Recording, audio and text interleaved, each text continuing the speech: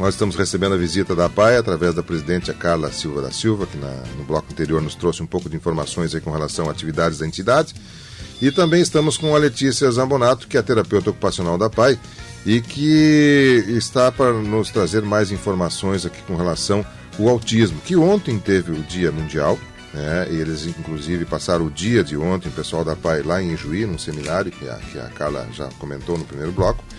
E é uma questão que atinge, né, a muitas pessoas e a muitas famílias, aqui em Tupaciretã também, e a gente gostaria de saber um pouco mais sobre, eu não sei se se chama de síndrome, como é que se chama isso? Transtorno, seria um transtorno que é o autismo. Letícia, bom dia, como é que está? Tudo bem? Bom dia, Miguelzinho, bom dia, ouvintes. Então, eu sou a Letícia, terapeuta ocupacional aqui da APAE há quase 3 anos já. Hoje, na APAE, a gente tem em torno de 20 pacientes entre o diagnóstico fechado e os outros que estão com hipótese de autismo que estão sendo avaliados por nós ali na clínica da APAE. O principal de se frisar hoje é que o transtorno do espectro autista não tem cura. Ele tem essas intervenções que a gente faz mediante psicologia, terapia ocupacional, educador especial, fonoaudiologia e fisioterapia. O autismo, ele é um transtorno do neurodesenvolvimento que apresenta déficits na comunicação, na interação social, comportamento e alterações sensoriais. O autista, ele apresenta alguns padrões repetitivos que chamamos de estereotipias, que são movimentos de balanceio, que eles ficam agitados nas cadeiras, se balançando. Ele não olha nos olhos, ele caminha na ponta dos pés, alguns não falam, alguns têm seletividade de alimento, entre outros. Essas características que eu estou falando, alguns vão apresentar e alguns não. Ele não se apresenta em todos os autistas. Dentro do transtorno do espectro autista, existem níveis que classificam o autismo. Tem níveis de leve, moderado e severo. E o que vai classificar isto? É a capacidade intelectual que o paciente vai apresentar, a independência e desempenho nas atividades de vida diária, que são o quê? O escovar os dentes, né, o se alimentar, como que ele vai se vestir, se ele precisa de auxílio da mãe ou de cuidador ou não. Ou se há outra patologia associada, que é a epilepsia, paralisia cerebral, transtorno de comunicação social, entre outras patologias também. Desenvolvemos hoje na APAE um grupo voltado ao autismo, que até está acontecendo agora, é toda terça de manhã, das 9 às 10 horas, com crianças de 4 a 6 anos que já têm o diagnóstico fechado. Este grupo é desenvolvido por mim e pela psicóloga Michele Rupental. O nosso objetivo com o grupo é criar uma rotina escolar. Como todos eles estão sendo inclusos na rede municipal de ensino, a gente está adaptando eles a essa nova rotina que eles vão ter no ano letivo.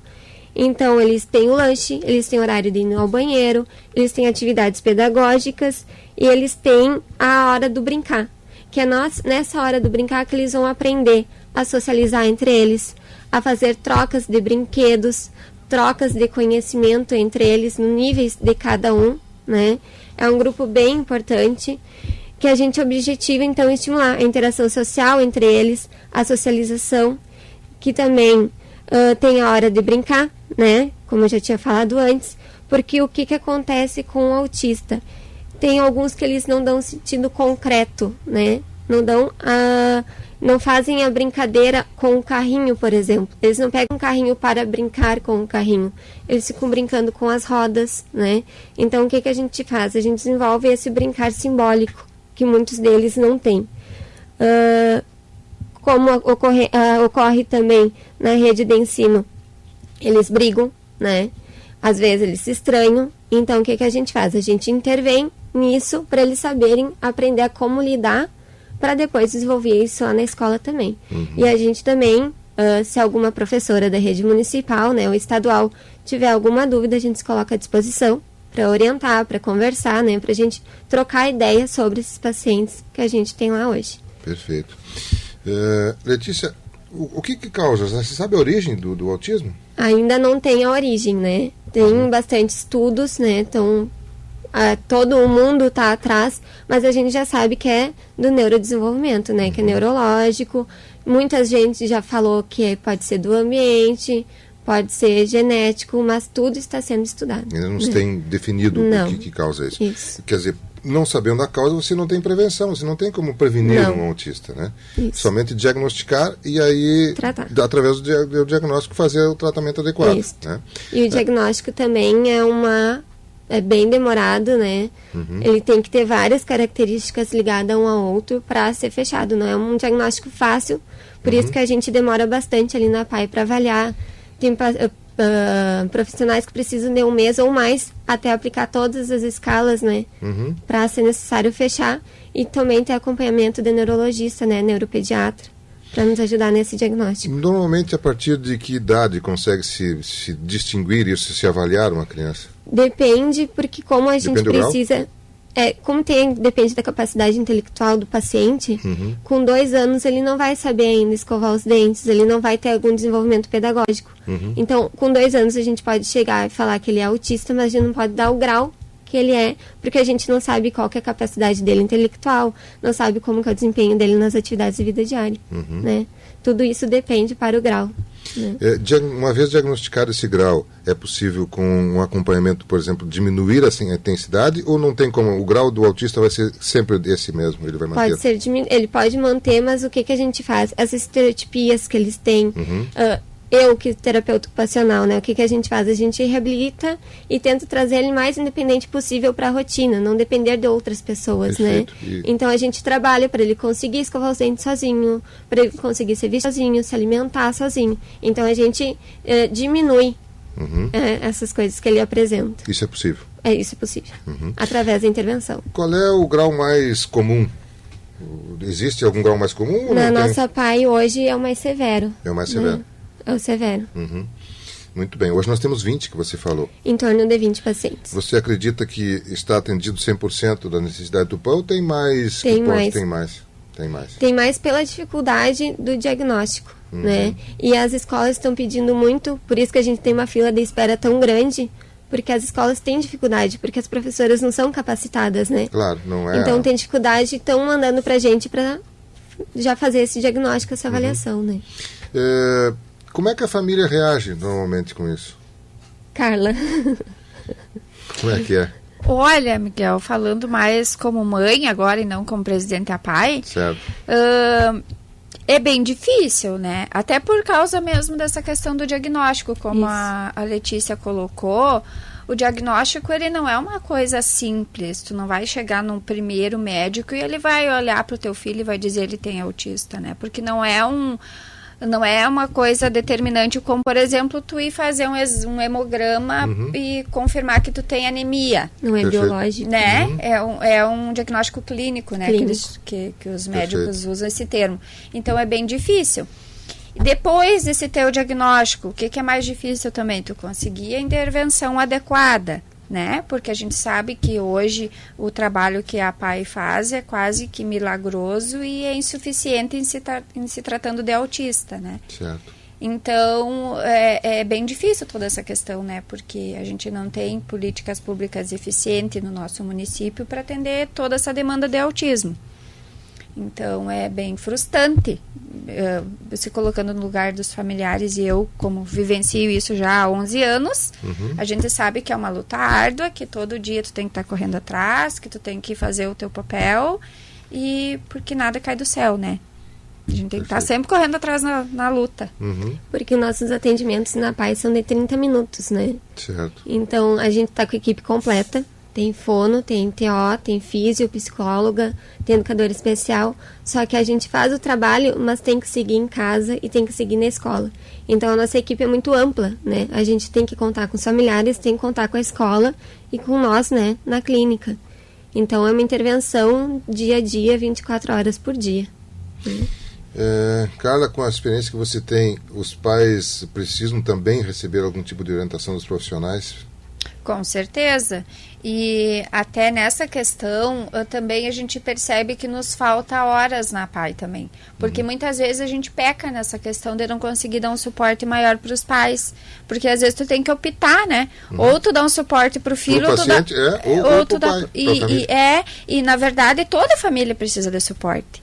Tu tem que trabalhar... Sim, ninguém está preparado para isso. Com certeza. A não ser os profissionais, né? Com certeza. Tu tem que dar suporte para todos. E nessa questão, assim, a gente peca um pouco porque não tem como nós abraçar o mundo, né? A gente sabe que o tempo de atendimento das gurias da PAI é pouco, é 30 minutos, mas é o que a gente tem. E a gente tem que trabalhar, suar a camiseta em cima disso e fazer o possível para dar um melhor suporte, né? Bom, em torno de 90 pessoas são atendidas pela PAI aqui em Tupanciretã, um pouco mais, um pouco menos, enfim, mas mais ou menos esse número, pode oscilar um pouco, e em torno de 30 estão na fila de espera aí. Se você tem a felicidade ou a bênção de não ter nenhuma necessidade da atenção da PAI para familiares seu, você pode fazer a sua parte auxiliando. Como? Por exemplo, nesta caminhada aí na quinta-feira, que vai acontecer às 9 horas, que vai até a Praça Coronel Lima. Você estando junto, você está demonstrando o seu carinho, o seu apoio, o seu suporte à instituição. Mas além disso, nós teremos, tem a mensalidade, que o pessoal pode doar também, mas tem um risoto agora sábado e tem uma rifa da PAI. Nos fala um pouquinho dessas atividades aí, cara. Essa rifa é assim, é uma rifa voltada para o Dia das Mães. Nós vamos sortear ela na segunda-feira, depois do Dia das Mães, eu acho que é dia 14 de maio, se eu não me engano, o sorteio.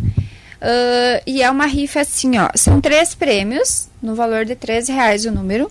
Concorre a uma limpeza de pele, uma hidratação e uma escova, e uma manicure e um pedicure. A gente arrumou uns parceiros assim na cidade para nos ofertar esses brindes, e então a gente está fazendo essa rifa para tirar um dinheirinho extra aí para PAI. Muito bem.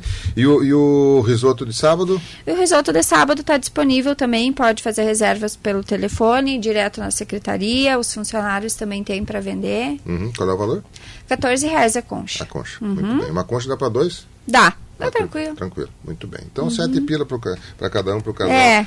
Almoçar no sábado com qualidade e ainda assim auxiliando. Porque se você for ver, o valor é extremamente baixo. É que vocês recebem doações para poder fazer isso, e as pessoas que fazem não cobram, né? Senão... Não, geralmente a gente consegue doações para o risoto, às vezes de até 100%. E também o pessoal que faz e ajuda lá também é todo voluntariado. Perfeito, muito bem. Bom, eu quero agradecer a visita da Carla, da Letícia, aqui, que nos possibilitam ampliar as informações sobre as atividades da PAI, especialmente nessa questão do autismo, que ontem foi o Dia Mundial, né, e que todo dia, sem dúvida, merece atenção. O autista, uma vez diagnosticado, pelo que a Letícia nos comentou, ele vai ter isso por toda a sua vida junto consigo. Então, todo dia o dia do autista, né? A pessoa que tem, ou o familiar que está próximo, vai todo dia estar atuando nesse sentido. E nós temos, felizmente, a possibilidade da PAI atender cerca de 20 pacientes no dia a dia aqui com autismo em Tupanciretã, com esse transtorno, mas tanto a Carla quanto a Letícia já disseram que há fila de espera, que há necessidade de aumentar esse número, que tem mais pessoas que precisam ter essa atenção.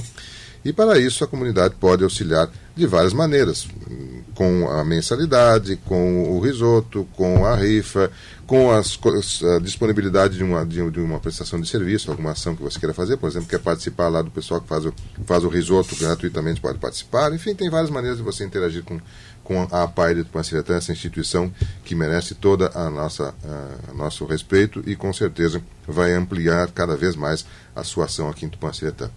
Mas, Letícia, como terapeuta ocupacional da PAI, gostaria de colocar mais algum detalhe? Por favor, fique à vontade. Eu acho que era isso, Miguelzinho, e a gente se coloca à disposição para receber tanto pais que precisam de orientação como os profissionais aqui da rede de ensino. Ótimo. Perfeito. Carla, mais algum detalhe, por favor? Miguel, eu só queria fechar com uma frase assim que a gente viu no seminário ontem. Eu achei bem interessante e até trouxe para dividir com a comunidade aqui no final da nossa fala. É assim, ó, não devemos permitir que uma só criança fique em sua situação atual, sem desenvolvê-la até onde seu funcionamento nos permite descobrir que é capaz de chegar. Os cromossomos não têm a última palavra. Então, eu quero deixar essa mensagem, de que a gente pode explorar cada vez mais, os nossos autistas podem desenvolver mais, podem conseguir uma independência, basta o estímulo. Perfeito. Obrigado, Letícia Zambonato, terapeuta ocupacional da PAI. Carla Silva da Silva, presidente da PAI, que nos trouxeram informações sobre essa instituição, atividades e o dia a dia da Associação de Pais e Amigos dos Excepcionais aqui de Tupanciretã.